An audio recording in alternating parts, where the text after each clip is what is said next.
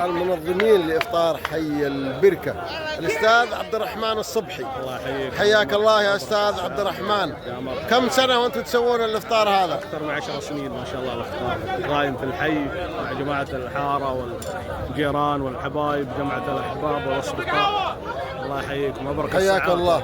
يا مرحبا. أنتم تقيمون بدون ما تشارك معكم أهل الحي كلهم. أيوة أهل الحي بس بدون جمعيات بدون. لا أهل الحي كل واحد يجيب من بيته ولا يجيب هنا ويسوي يشتغل زي ما أنت شايف. أيوة. إيش الأشياء اللي تقدمونها في الإفطار؟ يقدمون كبدة ويقدمون بسمبوسة ويقدمون الفطير الشعبي القديم. أيوة اللي على المرقة.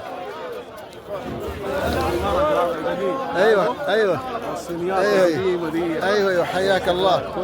شكرا لك يا استاذ عبد الرحمن الصبحي، وتشكرون على هذا الجهد،